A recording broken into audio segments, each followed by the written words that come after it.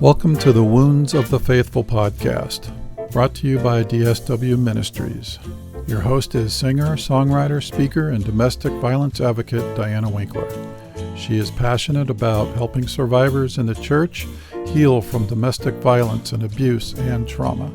This podcast is not a substitute for professional counseling or qualified medical help. Now, here is Diana.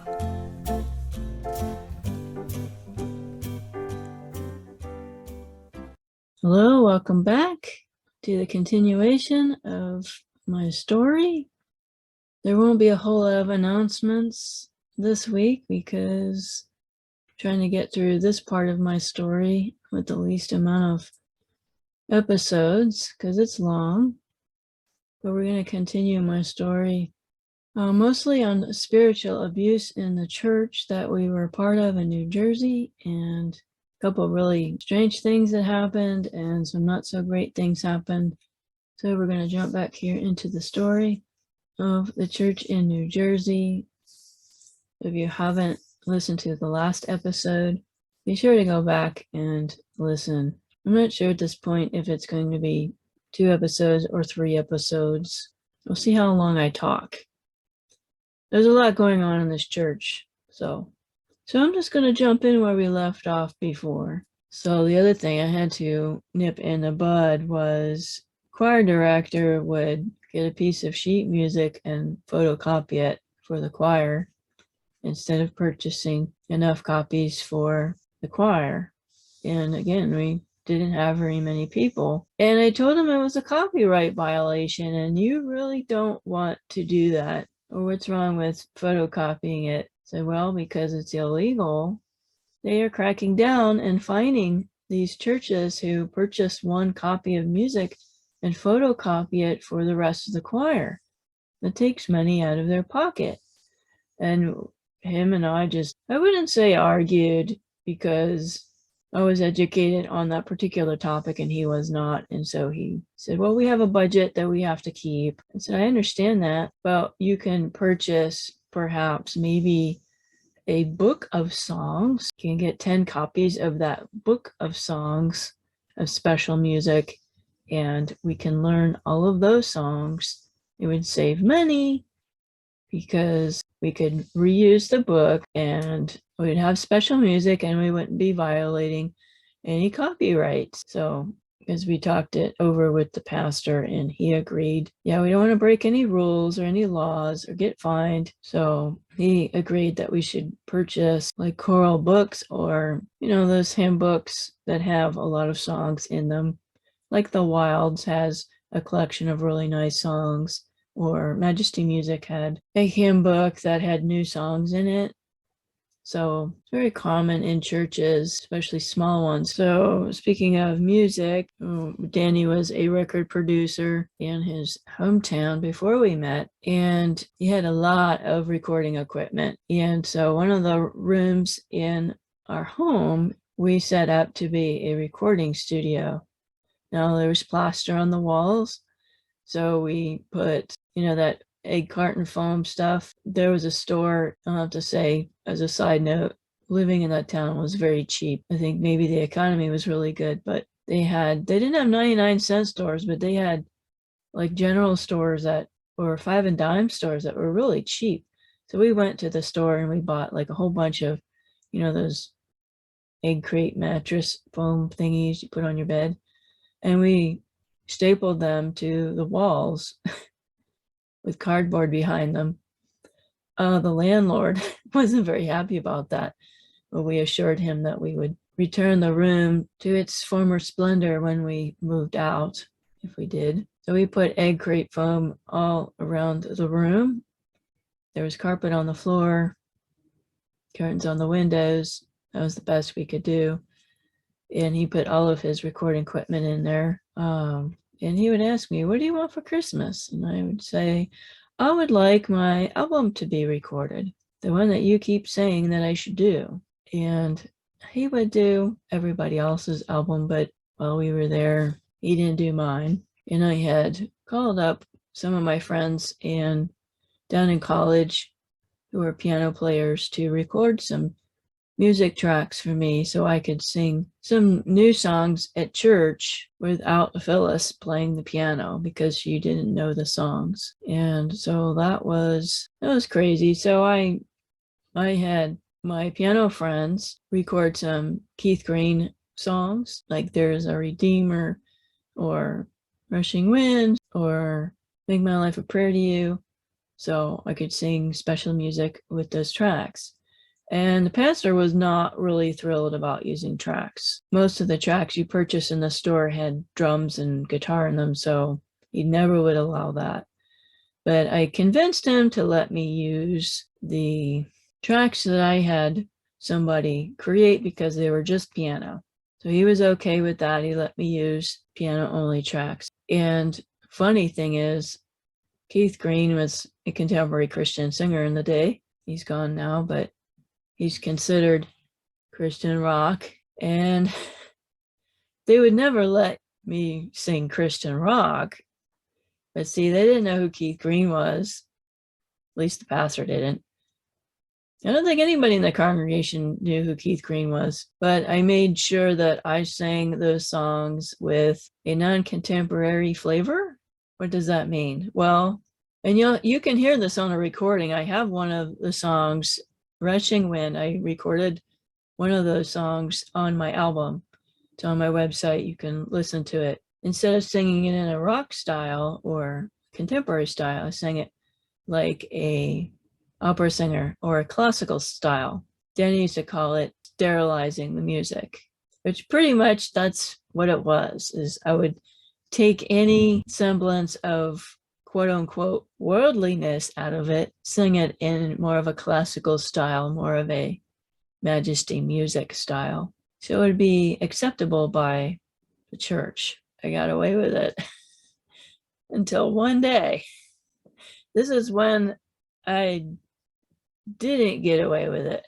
This was when my cover was blown. We had a missions conference at a sister church. And so a bunch of churches in the area got together and we had a missions conference.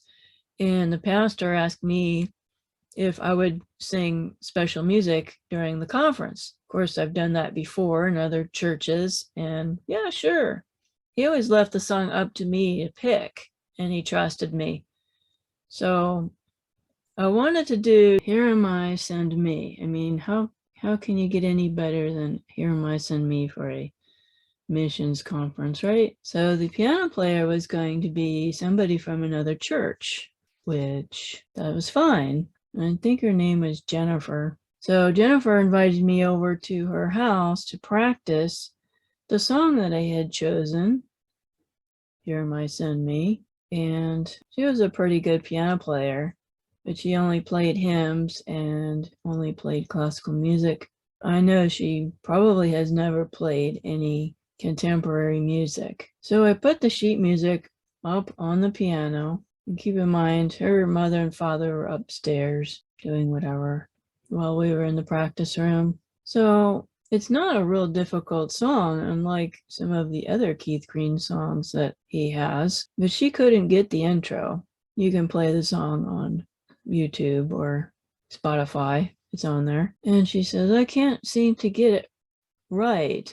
I'm not familiar with the song. Can I listen to a recording of this? And this was before cell phones, of course, as you know. Couldn't just whip out your phone and play it on Spotify. And the only demonstration I had of this song was the cassette in the car. And I kind of hesitated because I thought, well, they hear that song, they're going to know it's not a hymn or a majesty music or the wilds. But she kept insisting, well, if you want to do the song, I need to hear what it actually sounds like, how the timing goes. So I went into the car and got my cassette tape out. Some of you guys are laughing, I'm sure. And they brought out a boom box. And so we put the cassette in there and we start playing it. And most of Keith Green's music was published by Sparrow Records, this particular album anyway. Keith Green always was into just piano and singing. He didn't really like all the other instruments that would drown out his signature sound. But it was a Sparrow Records production, and so there was electric guitar on there, and there was a little bit of drums, not a whole lot of drums, just a little bit. The opening chords started, and it was electric guitar.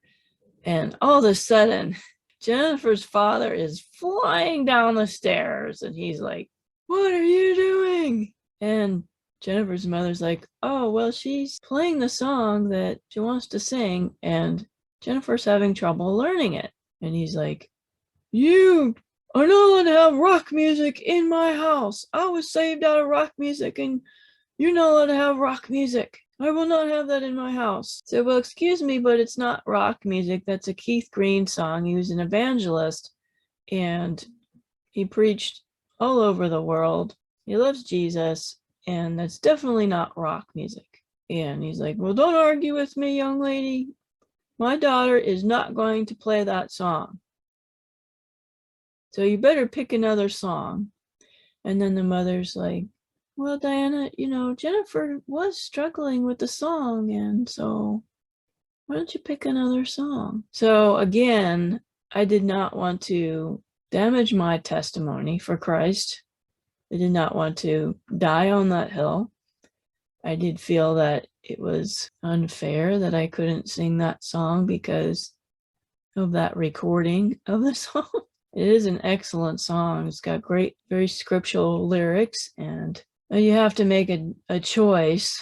And so the choice I made was to pick another song, and I picked "Lord Send Me Anywhere," which Jennifer did know that song, and so we practiced that afternoon. Yeah, they were extremely conservative in their music choices, and I was in their house, so I had to abide by their wishes. I'm using their daughter to play the song at the conference, so I knew if I would have played the song with the piano at the conference, nobody would have known that was a Keith Green song. Nobody would have known it was a contemporary song. Anyway, the conference starts, and I woke up with a cold, and I had a huge problem with my throat because it was very sore. That scratchy throat you get and the plugged up nose you get. So thought, well, should I cancel the conference? Well, if I cancel singing, then maybe Jennifer's parents would think that I did it out of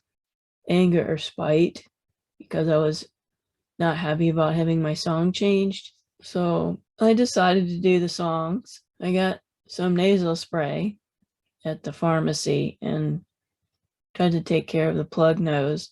And then I got this numbing spray. I think it was chloroseptic, that red stuff in a spray, not the breath spray, chloroseptic spray. And I would spray that on my throat, so I did not feel any pain when I sang. I don't recommend doing that for those of you listening, especially to my vocal students. I don't recommend that. That was probably the wrong thing to do.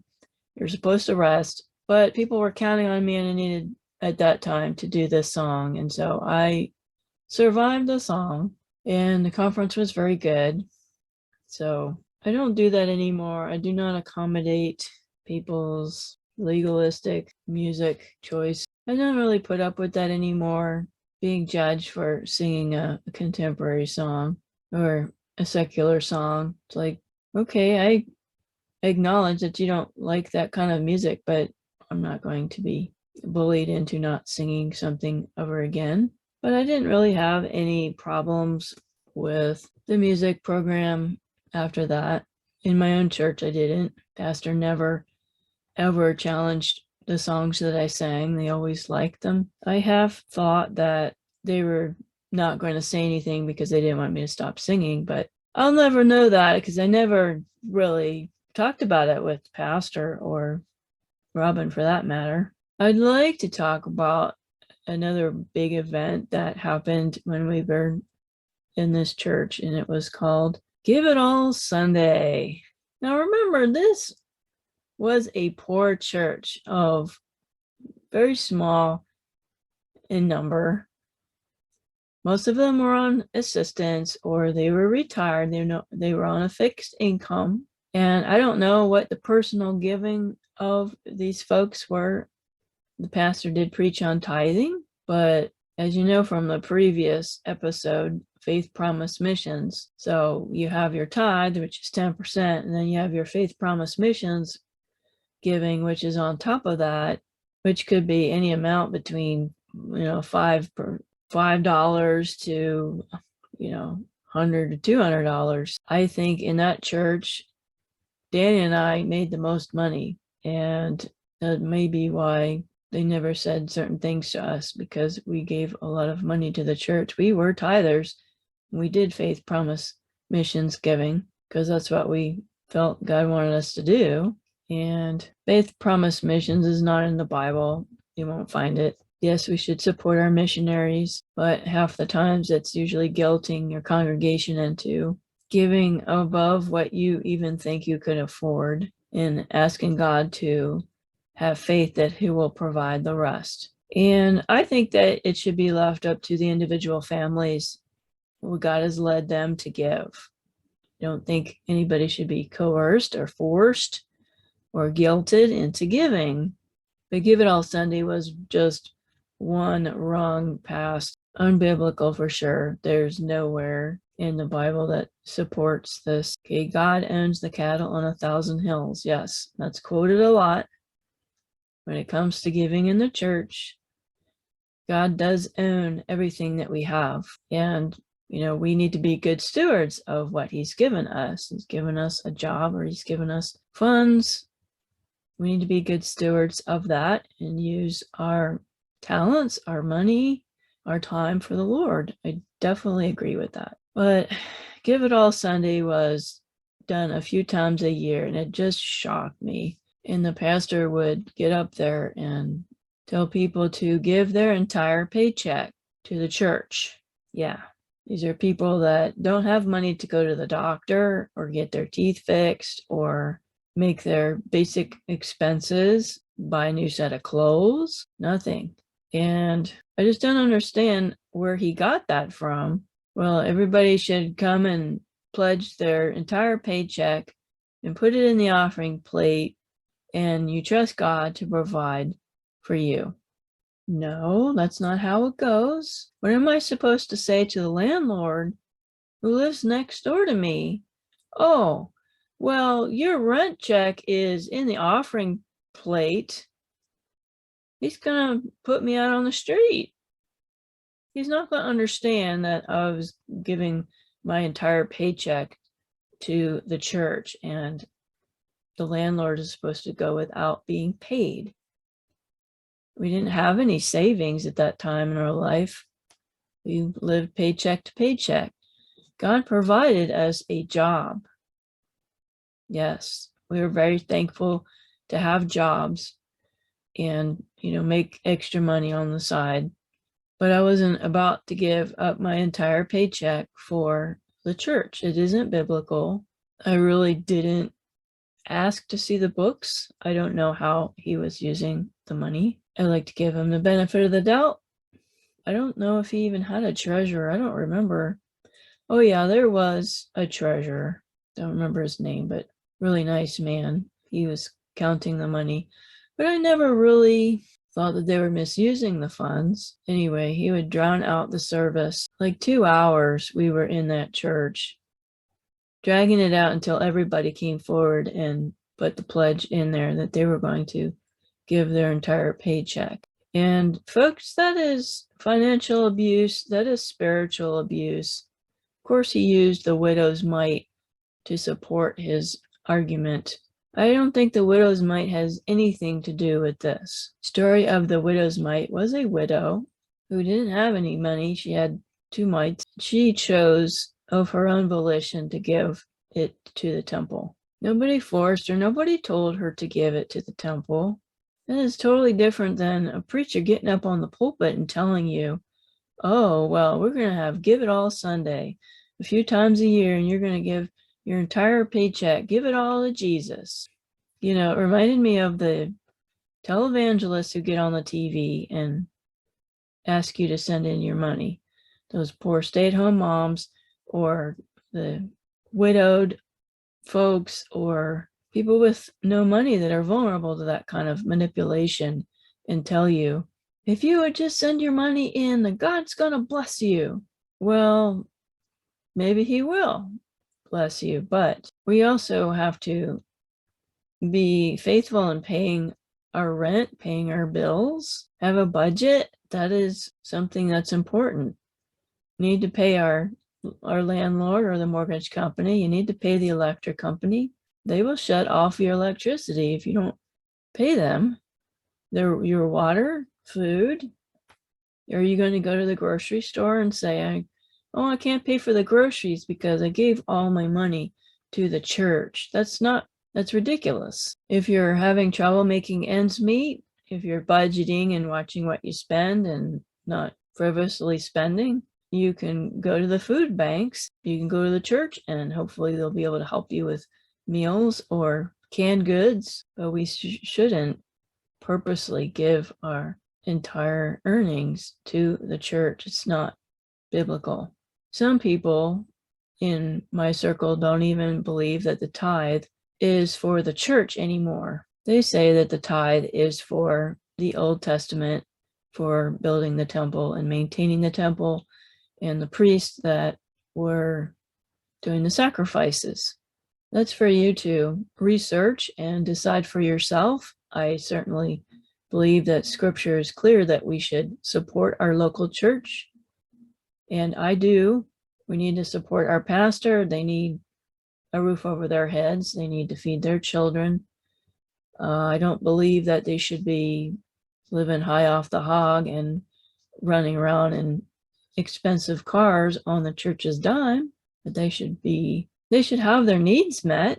They shouldn't be hungry. They shouldn't be having their electric turned off. So yes, I'm not saying these things about Give It All Sunday to say that we shouldn't give to the church. We should. If you are a member of a church and you receive benefit from that church, you should give sacrificially to the church. That means you give to the church maybe instead of eating out all the time, or instead of buying coffee at Starbucks, maybe put that towards your giving to your local church. And I say, you pray about it and you ask the Lord, what do you want me to give? Don't let anybody coerce you. Don't let anybody pressure you into giving a certain amount or giving when you don't have the means. Brian's out of work, as you all know. And before Brian lost his job, we are tithing and it's auto pay out of our paycheck. We send our tithe to our church.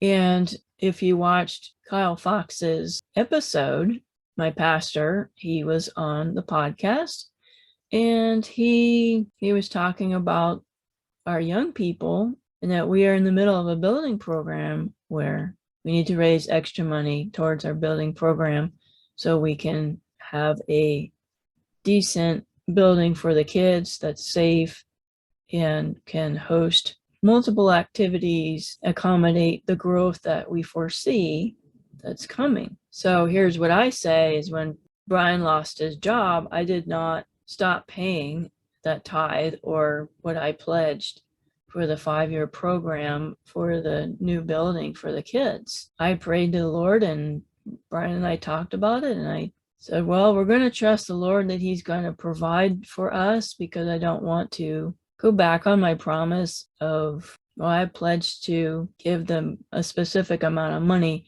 towards the building program. And I believed the Lord was leading us to continue to tithe. And the Lord has provided for us really wonderfully. We haven't starved. They haven't turned our electric off.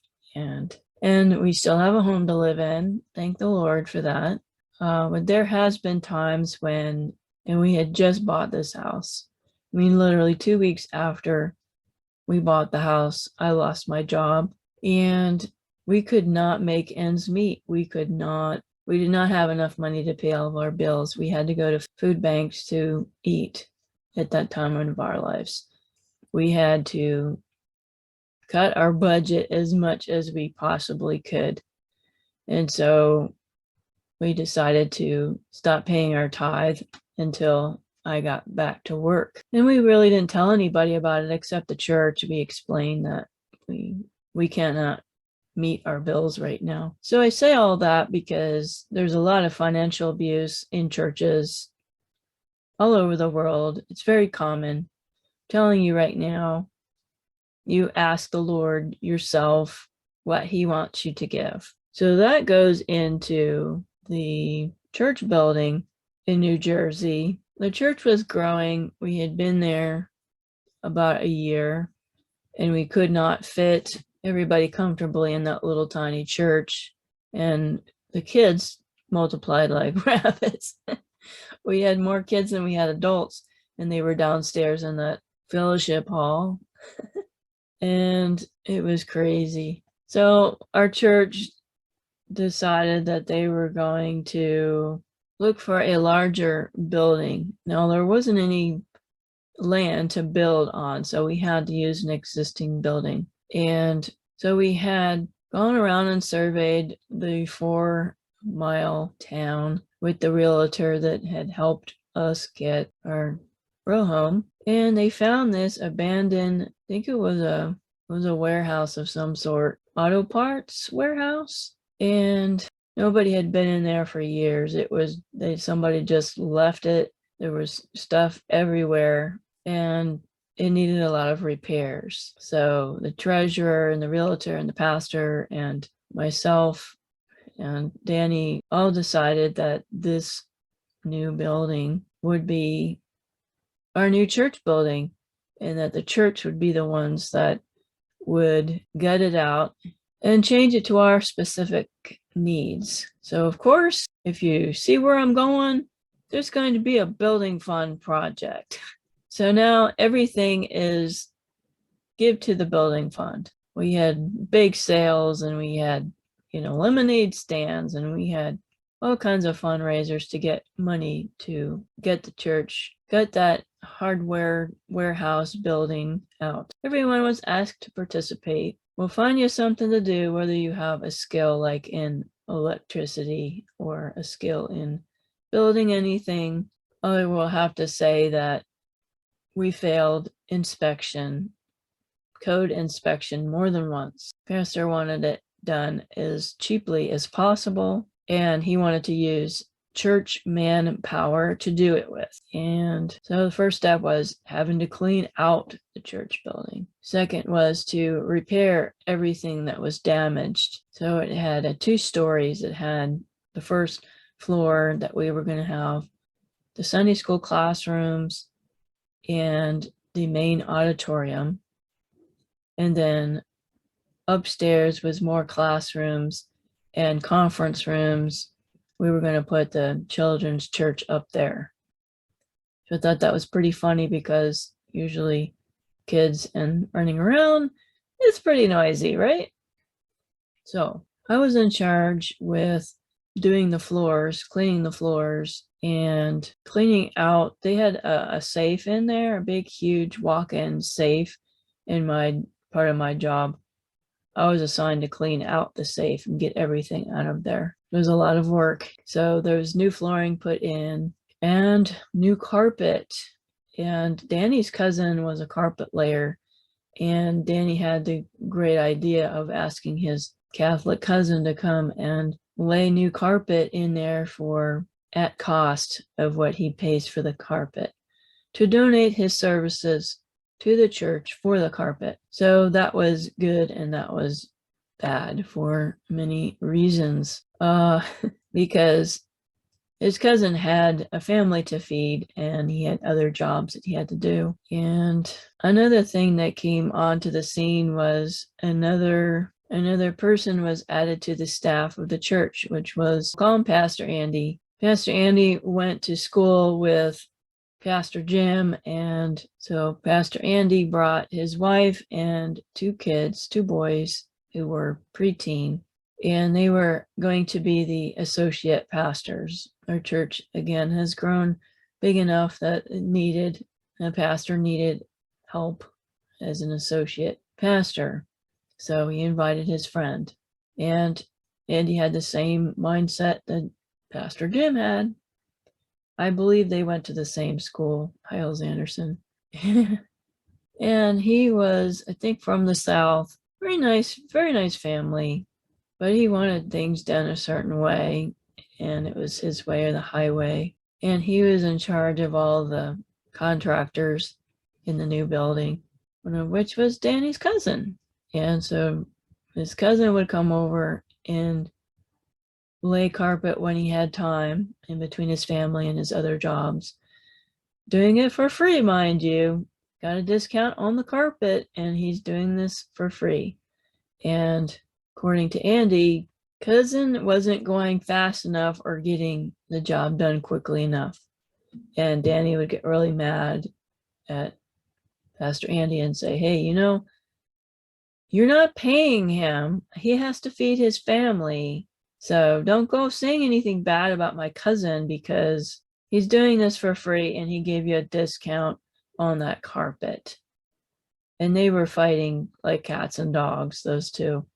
It was crazy. It did not go over well. Carpet was finally finished, but I think that Danny's cousin, again, I don't remember his name, did a really great job, but he was mad. I could see it in his face when he was there with his crew, and he was mad. He was sorry he ever volunteered to do this church. And I will say this, that if you are a church leader, you need to pay your workers. You need to pay them for their work. Let them choose if they are going to give you a discount. And if they do something for free, don't sit there and complain they're not going fast enough or they're not doing it good enough for your standards. That isn't right. They're just, being abusive. That's abusive behavior. That's very common in the church, that the church expects you to do everything for free. Do for Jesus. Well, you have to make a living too. You have to feed your family too. Again, we don't want to get rich off of working for the church, but we shouldn't always be doing stuff for free. So I was also in charge of, since I was a piano player, me and Phyllis, we were able to choose the new piano. They wanted to have a brand new piano for the new building, which we were very excited for because, to be honest, I was sick of playing on a piano that was never, tuned. It sounded awful. So I suggested that we got a digital piano because, with New Jersey being so humid, that takes a piano out of tune. Moving the piano or humidity changing will take the piano out of tune. So I said, why don't we get a digital piano? That way you'll never have to tune it.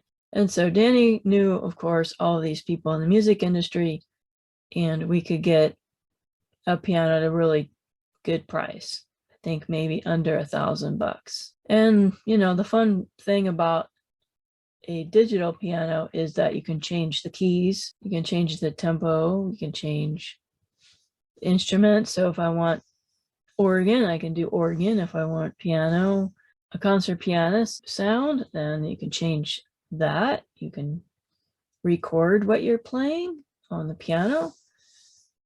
You can put strings in there. So I was in charge of doing that. And we were always working in that building. I went to work, my day job, and then we came in there and worked in that new building on top of everything else going soul winning. And we were exhausted. Pastor didn't have any concept. They didn't have any concept of balance, work-life balance, resting. Pastor and his wife, again, were married for a long time, and we told them that we wanted to take the night off to have a date or to rest. And the pastor kind of gave us a hard time that, well, why don't you do what we're doing? We're having a date here at the new church building, and we're fixing the electrical wires. I'm like, what? That's not a date. Why don't you take your wife out on a real date? They didn't take time to nurture their marriage. Well, I suppose that's none of my business because they were older than we were. We had only been married for a couple years. But, at that stage in the marriage, or Bible college always told us to have a date night. That's what you do. And so I remember that we went back to our home church, Pastor Scott's church, for a visit. We were visiting Danny's parents, and we told Pastor Scott that all the stuff that was going on at the church, and we mentioned about the date night. Oh, this pastor doesn't even believe in having date nights, and their idea of a date night is going to the church building and working in the church building. He kind of scolded us and said, so basically you told this pastor what to do with his marriage. Or said, yeah, pretty much. He said, no, you can't do that. He's probably at a different stage of marriage than you are. And so you guys go have a date and you don't butt your nose into their business. So he was our sending pastor. So we did what he said and stopped telling Pastor Jim what to do with his marriage. And Robin had told me they've had a rough marriage. They definitely have improved, especially after they got saved, but it was a lot of baggage to overcome. So anyway, with the new building, Danny was in charge of doing the sound system and putting up the speakers. So we had a decent sound system, which we didn't have in the old church. We didn't have one at all. I don't even remember having a microphone. The building was really small, and Pastor Jim's voice was very big. And Pastor Andy had some friends down in Virginia somewhere. They were getting married and they needed a sound system for their wedding, for their reception. And Danny offered to let them borrow our sound system, but we had to drive down there to give it to them. So Danny volunteered me to go down and deliver the sound system to this couple that was getting married. So now at the time, I had a Honda Civic. I don't remember what time of the year it was. I don't think it was the summer. I think it was the fall. Yeah, it hadn't been snowing yet. It was the fall. And we went to load up the car and load up the sound system. And I have no trouble driving down to Virginia. That was a 3-hour drive. So I drove down. Now, I had a cell phone. This was, what year was it? My brain's fried. Anyway, we had a cell phone. Now, in those days, cell phones were not smartphones. They were just for phone calls, and they were for emergencies only. Danny decided to get one because we were in a dangerous town, and he decided to give me the cell phone when I went down to Virginia because I was driving by myself. And I told him I'll drive down and drive back up the same day. Well, bad part of it was my car was at least 10 years old and it had a refurbished engine. Honda Civic, I think. And I know what happened because I had, had 2 husbands that were mechanics. I blew a rod in the engine. That's what they said. So the engine blew up. That's what I would always say. It blew up in Delaware, halfway between. And I got the cell phone out of my purse and I'm trying to get into the phone, and it was password protected, of course. I put the password in and it didn't work, and I couldn't figure out what the password was. I thought, oh man, did he change the password? Oh, well, I could not get that phone on. And back in those days, you couldn't dial 911. Now, cell phones, as long as the phone is charged, it's a federal mandate that you can dial 911 from any phone, whether it's unlocked or not, for emergencies. So I'm on the side of the road on the freeway. I think it was Interstate 95. So what am I going to do? I can't get into this phone. Down the road, I saw a construction crew. And I thought, well, I'm by myself. I have no phone. And so I flagged down one of the construction workers. And I said, there's something wrong with my engine and I need to have it towed to the closest garage. And he said, oh, look, down the road on the opposite direction, I see a squad car. I'll flag him down for you. So I was very grateful that there was a policeman. I think it was Highway Patrol. He was going the other way, but he was just sitting there on the side of the road. I think he was maybe 1,000 feet down the road. So he went and got off the exit and swung around and came to where I was. And I told him that I couldn't get into my phone. And could you please call a tow truck? And so we called the tow truck, and it was maybe a mile from the freeway. There was a garage, actually a junkyard. And the police officer gave me a ride to the gas station. And I called Danny from the garage and I said, there's something wrong with the engine. It blew up. I'm in Delaware at a gas station. You need to come and pick me up. And this was Danny's birthday of all times. I think it was the day before his birthday. And so he came down and I think he brought one of his mechanic friends, actually the person who rebuilt the Honda Civic, and they decided that the engine could not be salvaged. It was dead, Jim.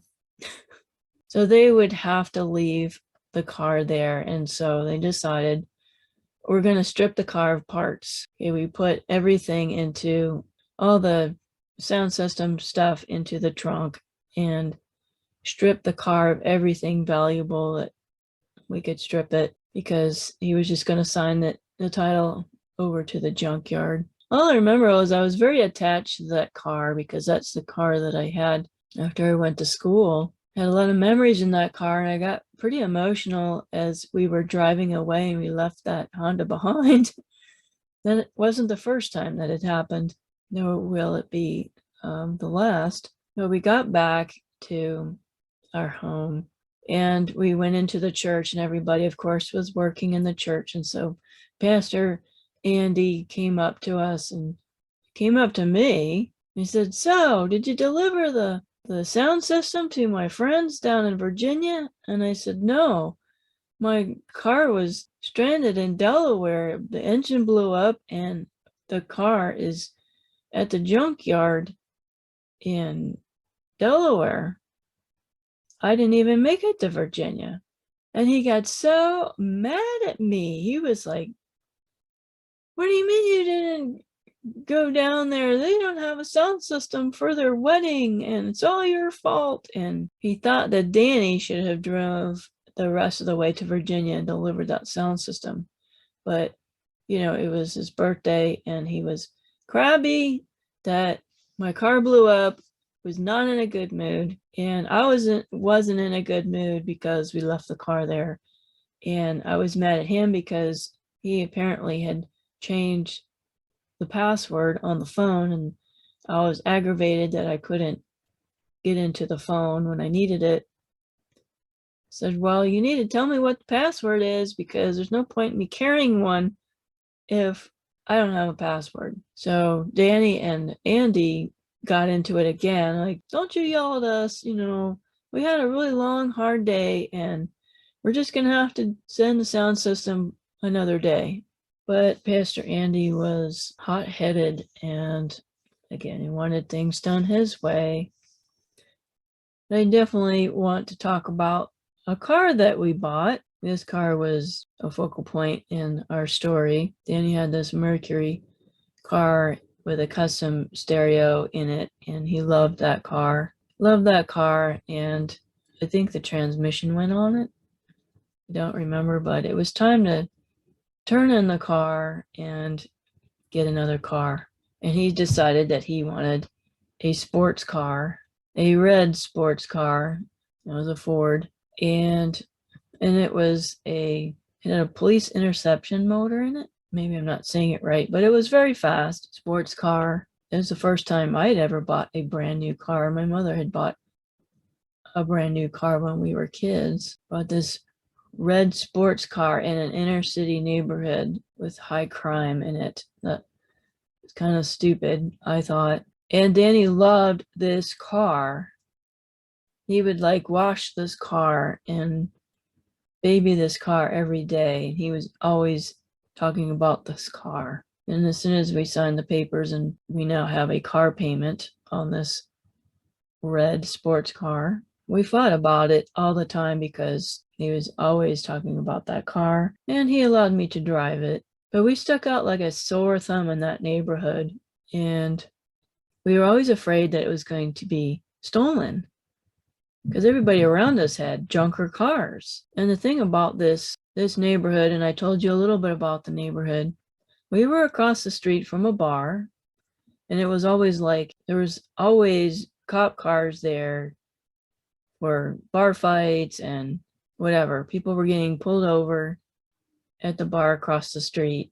And so you had to get up at the crack of dawn and make sure that you moved your car so the street cleaners could come down your street. If you didn't move your car, then you'd get a ticket. So the night before, we would go running around the neighborhood trying to find a place to parallel park this car, and it was just nuts. But Danny was always worried about somebody stealing that car. Maybe I was, but it's just a car. I kept telling him that it's just a car.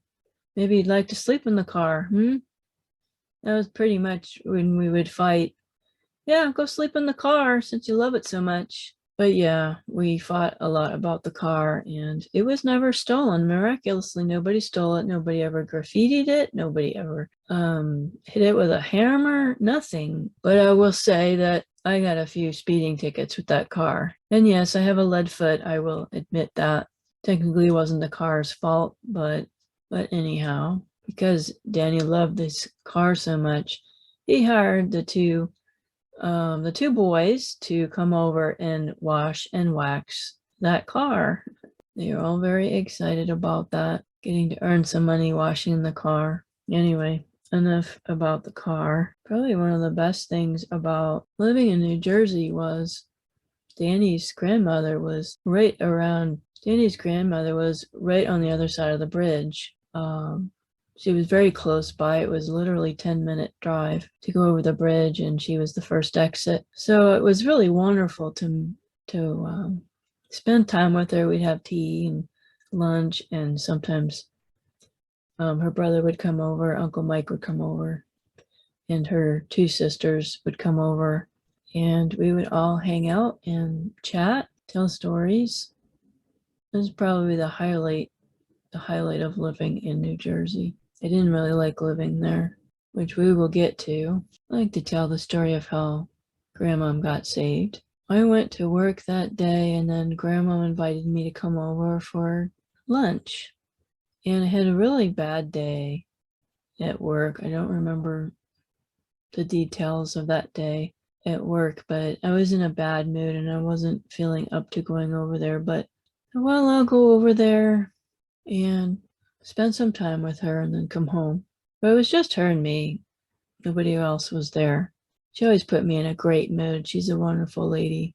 And I don't know how we got on the subject of God. I don't remember. I do remember giving her the plan of salvation. I did not have a Bible with me. I know some soul winning and preacher boys out there would probably scold me.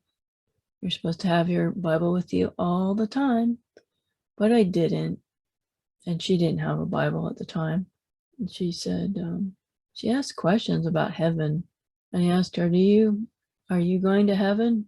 Now, she was in her 90s. Okay, so not too much of a stretch to think that, you're going to see heaven before me, okay?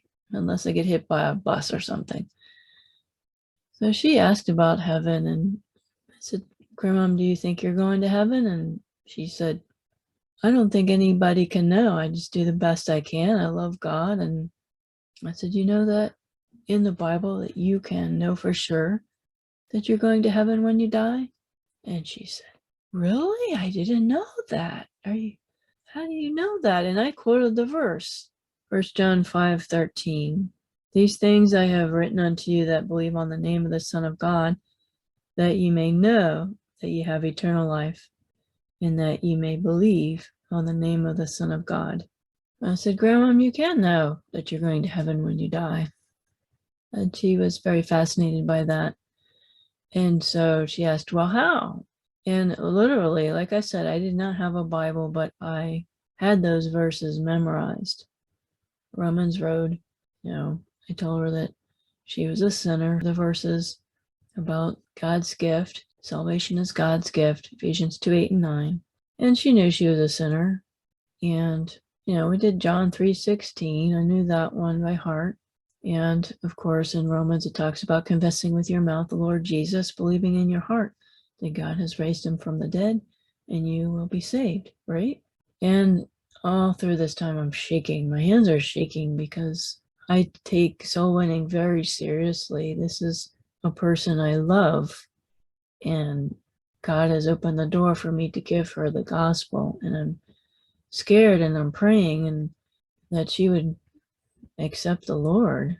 And I was surprised I could even remember any of those verses, but it was just ripe for the picking. She was so ready, and she had been sick and been in the hospital a few times and not getting any younger. And it came down to, and she said, I would like to ask Jesus to be my savior. She was raised Catholic, very devout Catholic. And I said, well, what we can do is pray right now. So you will have assurance of heaven right now. And a lot of Baptist missionaries or soul winners, they have you repeat a prayer. Repeat this prayer after me, either on the altar call or when you're soul winning one-on-one with somebody at somebody's door, or if you're invited into their home, you do this. Repeat after me this prayer. Well, Grandma didn't do any of that. She wanted to pray on her own. And she just prayed the sweetest prayer I have ever heard to this day. She meant every word of it. She said, she was a sinner and forgive me of my sin. And I believe you died on the cross for my sin. And please come in my heart and save me. And she was like, please save me, Lord Jesus, please save me. And I was like crying. And I said, amen.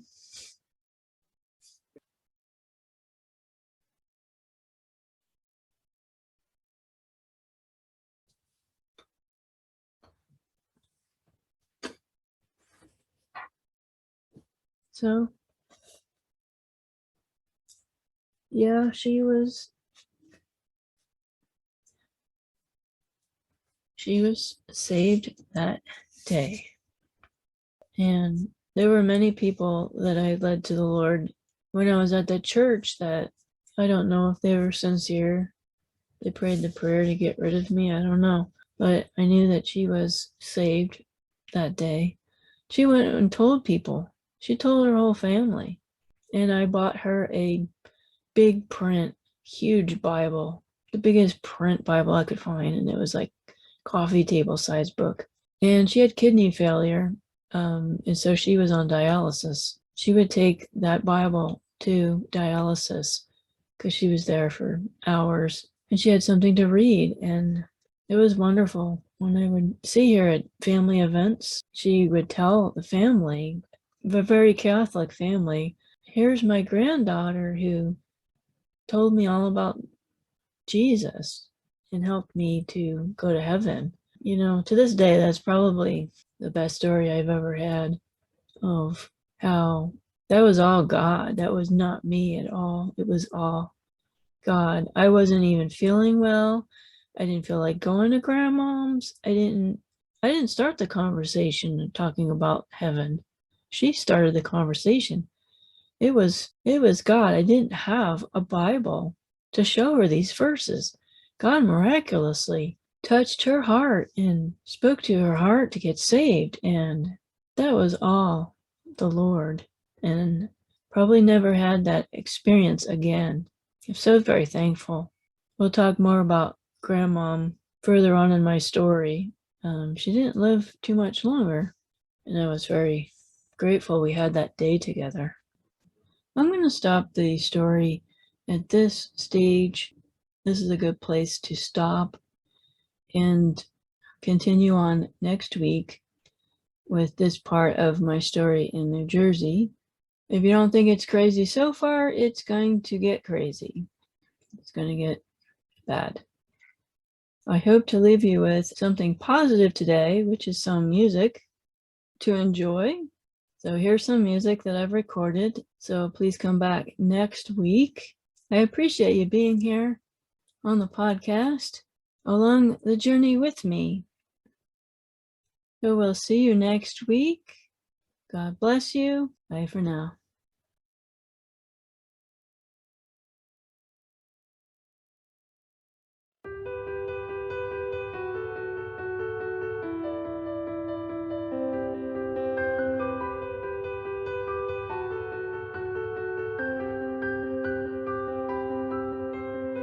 I close my eyes and I can see a world that's waiting up for me, that I call my own. Through the dark, through the door, through where no one's been before, but it feels like home. They can say it all sounds crazy. They can say I've lost my mind. I don't care if they call me crazy. We can live in a world that we design. 'Cause every night I lie in bed, the brightest colors fill my head. A million dreams are keeping me awake. I think of what the world could be, the vision of the one I see. A million dreams is all it's gonna take. Oh, a million dreams for the world we're gonna make.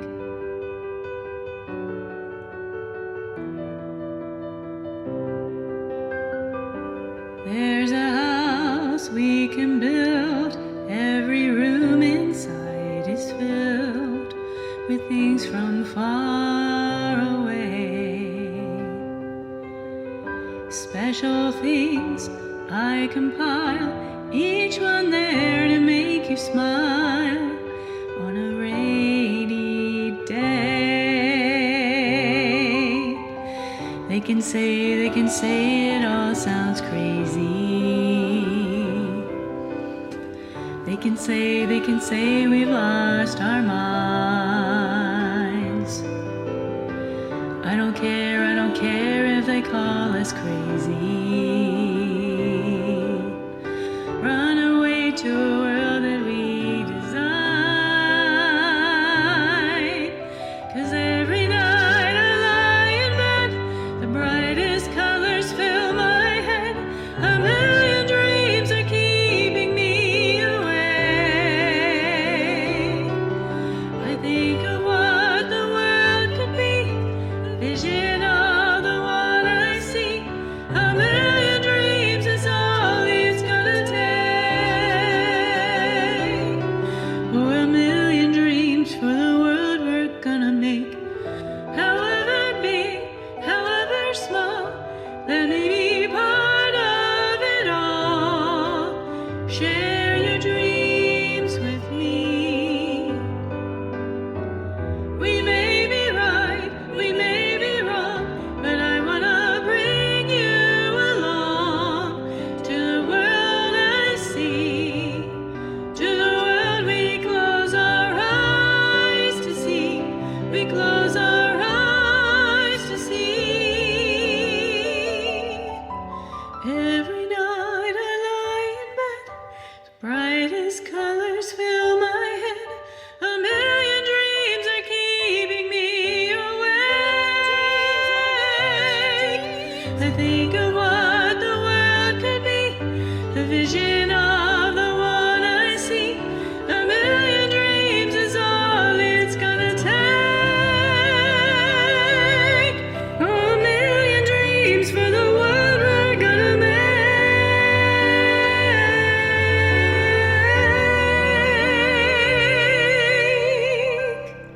for the world we're gonna make.